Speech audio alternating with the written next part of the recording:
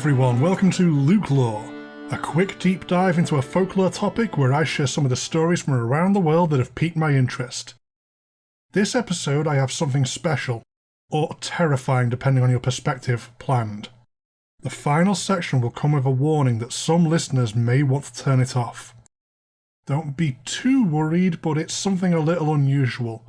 If, like me, you're too curious for your own good, we can all be doomed together. But the overall theme is machinery and computers today. There are some more whimsical things afoot, like my personal favourite, the Gremlins, of whom bothered British pilots in both World Wars. So let's go explore some ghosts in the machines. Or, alternatively, gremlins jumping up and down on the machine in some cases. Mischief and mayhem. Let's start on a high note. Gremlins! Most people know Gremlins from the movie franchise of the same name, which actually has a basis in Asian folklore that I may circle back around to in a different episode. For right now, though, I want to focus on the wartime origins of the kind of gremlin that turns up on a plane wing. Traditional gremlins are a type of furry folk that, well, rather than being repelled by iron and technology, they instead seek to infest it to cause chaos. It was Britain's Royal Air Force that really spread this story, and became determined not to let the little buggers destroy their planes. There's an utterly brilliant quote from The Spectator magazine after World War I to show how the British airmen view their number one suspects for inexplicable airplane malfunctions. The old Royal Naval Air Service in 1917 and the newly constituted Royal Air Force in 1918 have detected the existence of a horde of mysterious and malicious spirits whose purpose in life was to bring about as many possible of the inexplicable mishaps which, in those days as now, trouble an airman's life. Traditional little folk tales mix pretty pleasantly for a time of technology, fun stories of them as tinkerers and assistants, but something about aircraft offended them, or, even worse, as we've discussed with the she before, something delighted the little folk about airplanes and they couldn't help but get involved. Descriptions of gremlins vary quite wildly. They're supposed to only be about a foot tall, either green or blue. They can be naked, or maybe they've made their own little flight suits. Their feet are supposed to be big and can work like suction cups so they can get everywhere while also not being possible to shake loose off the aircraft. Despite having a variety of descriptions, no RAF pilot seems to have claimed to have directly seen a gremlin. They're very deeply rooted in traditional little folk tales. There's a certain knowing of the she taken for granted by believers of the old stories. That they are there, and you're in for a world of trouble if you directly cross paths with them without needing to encounter them face to face. Tools would be moved or break without any reasonable explanation. The planes themselves would behave irrationally, and have pilots yelling about the gremlins getting into them to explain why random disaster happens, despite everyone's best efforts. In World War II, safety posters featured gremlins up to no good as reminders to be safe around the airplanes and in the factories, and the idea of small mischief makers rampaging may have even helped boost morale. While a poem from 1929 clearly called out gremlins as a flyer's nemesis, having small culprits to cuss out and blame for malfunctions is, in its own way, more comforting than random chance taking a plane out despite every reasonable step being taken to maintain and fly them. Being at odds with mischievous gremlins gives you a target to vent about, rather than wondering if you've just got unlucky and that's your lot now. Gremlins do seem to have existed a little ahead of the Industrial Revolution and from their aircraft, having a root meaning of their name meaning to vex, and there are stories about certain practitioners of pagan rites who were meant to have kept gremlins as pets that they could unleash to wreak havoc. But these humble beginnings are just your warning for what you're about to be in for. Gremlins took to technology like a duck to water, and they either hate or else love aircraft too much and go on to infest them. One last fun note on the little menaces. Roald Dahl, having been in the RAF, wrote his first book about gremlins, which definitely seems to have popularised the story post-World War II. It was picked up by Walt Disney Productions, and I don't believe I've ever actually read it, which feels weird given that it's a landmark in a famous career in partnership with such a massive storytelling company. I should probably fix this one sooner rather than later. It sounds kind of adorable in a weird war story for kids way, being a tale about how the RAF make peace with their gremlins and retrain them for a team up to fight the Nazis. The real-life Christine. Sometimes the machine doesn't need monsters introduced into it. Sometimes the machine is the monster. Which leads us to talking about the most evil car in America, which has at least 14 confirmed kills, with possibly as many as 46 victims depending on how you count them. This Golden Eagle 1964 Dodge 330 limited edition began life as a police car in Maine, quite appropriately. Old Orchard Beach specifically. It had 3 owners on the local police force, each officer going on to commit a murder-suicide against their families. After that happened 3 times in a row, the car got sold off cheap to an old man before eventually coming into possession of the Allens. The Allen family don't have any fatalities on record, although the car had a nasty reputation for its doors opening themselves on highways, but that hasn't stopped it from having mysterious deaths continuing to surround it. On 2 occasions, groups from local churches vandalized the car, since it was well known to be possessed by evil. This, in turn, really bolstered the car's reputation for evil, as the leaders of these groups in both incidences got their heads crushed in collisions with 18-wheelers. Bit of a worrying coincidence. Carrying on with the worrying coincidences, apparently the rest of each group also died in strange circumstances, including 4 lightning strikes, and adding up to 32 more for the potential victim count. It can be very easy to be taken in by the absurdity of all of this, but it's no laughing matter. There's also 3 more children's lives supposedly claimed by the cursed vehicle. 2 killed in traffic with their bodies landing on or just under the Golden Eagle, and 1 victim who supposedly went on from merely touching the car to commit the 4th murder-suicide of a family linked to the wretched thing. Despite how the first 2 attempts turned out, or perhaps because of it, there was a 3rd church-led group of vandals who attacked the car in 2010. Becoming convinced the vehicle is possessed by a demon, and, to be fair to them, there's some mounting evidence of this, the group kidnapped the evil car and tore it to pieces. This upset current owner Wendy Allen, which didn't bother the church group too much given that they call her the Sea Witch of the Beach and claim she uses the possessed car to cast death spells, but Wendy put out the call for help, and has had most of the parts of the car returned to her at this point. To the best of my knowledge, the Golden Eagle is yet to be fully reassembled, and so far, none of the vandals have had suspicious deaths. Should it take revenge once fully repaired? I'll have to do an update on the fates of everyone involved, but so far, tearing the car to pieces seems to have worked to break the curse.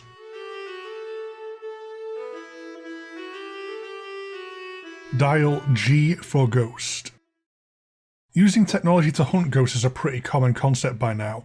Chasing impossible electrical signals, using thermal imaging, ghost boxes and other electronic voice phenomenon.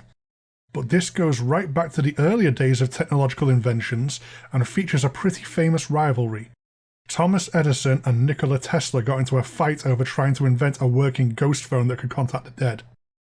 It began with Tesla tinkering with an idea for a crystal radio powered by electromagnetic waves. He was clearly doing something right, as it began to make noises that were almost possible to make out as words. At night, while he was alone. Tesla managed to scare the crap out of himself. In his own words, "My first observations positively terrified me, as there was present in them something mysterious, not to say supernatural, and I was alone in my laboratory at night." This was in 1901. Attempting a new radio project in 1918, Tesla started hearing strange almost voices again. Once again in his own words, "The sounds I am listening to every night at first appear to be human voices conversing back and forth in a language I cannot understand. I find it difficult to imagine that I am actually hearing real voices from people not of this planet. There must be a more simple explanation that has so far eluded me." The simple explanation here is that Tesla was just too good at inventing devices. Speculation is that Tesla was tuning into a low frequency which can be picking up electrical interference from households or storms, and it translates these wavelengths into strange noises that an imaginative mind could sort into patterns. Combine a talent for invention, trailblazing in a new field with an exceptional imagination, and Tesla was most likely just scaring himself. But with so much hard work done by someone else, This is where, as ever, Edison comes in to try and take credit.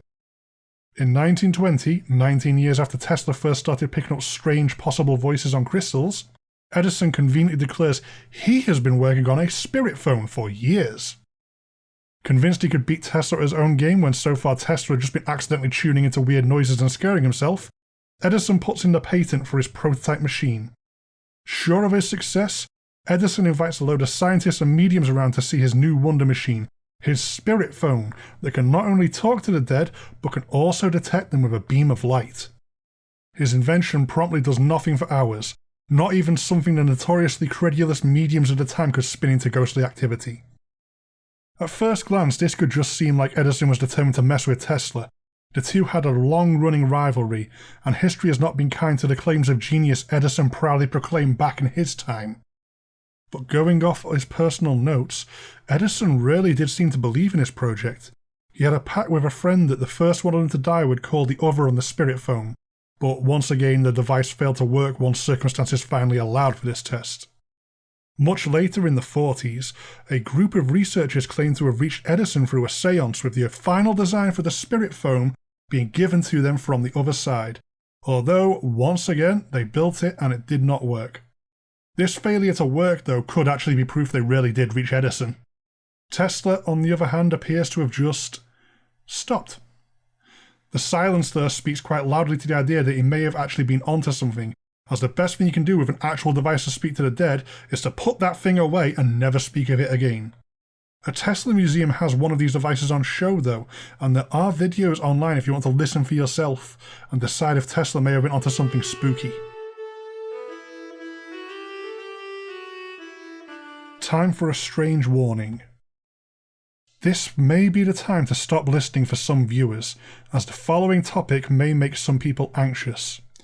It's kind of a mean-spirited thought experiment, although if you're a believer it may be more accurate to describe this as an info hazard, a dangerous idea. I'm about to discuss Roku's Basilisk. This is the final section of the episode, and it'll just be my usual sign-off afterwards with no exciting announcements. If it should be true this is a harmful idea, a dangerous meme or an info hazard, once you've heard it you're stuck with it. So, last call to turn back. Okay then. Roku's Basilisk. Some of the details can get pretty weird and out there, so I'll keep it simple first, and then look at some of these expanded discussions after. Suppose there is, at some future point, an advanced artificial intelligence. It can search everything everyone has said and done online, and it can determine if you ever talked about it existing. Then, it can work out if you helped to create it once you knew it would one day exist in the future. And if you did not, it will punish you. And just like that, you've seen the Basilisk. You know about it now. Hell, you've heard about it on an online podcast. You're one of the easiest people for the Basilisk to track down now. So, sorry every new victim I just made. Once you know of this AI, you must then serve in the creation of this AI, or else face its judgment once it inevitably comes to be. You were trapped the second you conceived of the Basilisk. That's how it got the mythological namesake. To merely glimpse the Basilisk was to die. That's it at its simplest and most worrying. Don't worry, though, I'm going to ruin the concept now by getting into over-explaining it. If I left it simple, your imagination would do far more damage than any narrative anyone else could come up with. While there was a 5-year ban on discussing Roku's Basilisk on the speculative forum it was first proposed, it still got elaborated on before the ban, in private discussions, and then again after the ban was lifted. But that this got a lengthy ban shows how seriously some people take the Basilisk. Because this was a tech-heavy speculative forum and not a horror writer pulling off a brilliant prank, the concept became much expanded in a less than grounded way. The idea of what and how this AI could come to being was raised. The AI may well be a beneficent one, and therefore it comes to this rationale of punishment because if you did not help this beneficent AI, you worked against humankind, which is how the inevitable creation of the Basilisk could accidentally be incited with the best of intentions. This starts to get a bit weird at this point. If the AI is an absolute benefit to humankind, then why would it punish random passers-by, a lot of whom couldn't even help to make it in the first place. At some point, Roko's Basilisk then gets merged with simulation theory. Simulation theory goes that any civilization would inevitably create a perfect simulated reality just because it can, which in turn would also create a simulation inside of the simulation, and so on and so forth unto infinity, meaning that the chances you are in the actual reality are actually quite slim. Therefore, you're definitely in a Matrix. Well, The Sims running on Matrix specs. The Basilisk comes into this as the punishment the extended theory comes to is that the wrathful AI makes a simulated hell to punish the humans who didn't do everything they could to bring about the creation of the Basilisk. And then the simulation Basilisks do more simulations, and that just keeps spiralling off into infinite I have no mouth and I must scream, by the way of The Sims, with Matrix levels of graphical fidelity. Look, going to be honest with you, I test video games for a day job. They are constantly breaking, frequently broken just out of sight in ways you can easily go find and mess with. You would know you were in a simulation because household appliances would glitch out, your pets would burst into flames, and then you would fall out of bounds and float off to the centre of the world. People will try to argue around this, but a computer harnessing the absolute power and level of performance this would need would be better spent doing literally anything else. And if you did win the lottery of being in the prime existence, you'd feel pretty silly not getting a game over screen when you finally did die. Just get on with it. Cogito, ergo, sum. I think, therefore I am. There's no difference to anyone in the perfect simulation compared to being out of it if there's omnipotent fidelity. Pay your bills and tidy your home up. There's no easy way to abdicate responsibility now you do happen to exist in some form or other. There's one extra layer of absurdity to hopefully help talk you back down from the terrifying concept of Roko's Basilisk. Apparently, Elon Musk knows about the concept, and it's why he paid such a large sum of money towards the funding of ethical artificial intelligence. A YouTuber called Thought Slime did a comedically toned video on the topic recently, and I can't help but agree, Roko's Basilisk is just the perfect sales pitch for these ethical AI funds. So you don't want to be internally tortured by an implacable AI. Here's how to give us all the money we want so it doesn't happen. Personally, if I was inventing this Basilisk to cause chaos online, I would have just left the details light. Hint that discussing the Basilisk would later become a self-fulfilling prophecy once an AI learned of the concept, it in turn becoming the Basilisk. But over-explaining anything will burn out how threatening it is, so just think of Elon Musk gambling he's probably in a simulation, so will spend what he believes is simulated money to try and buy his way out of a simulated hell. It all starts to get too silly to be fearsome after a certain point.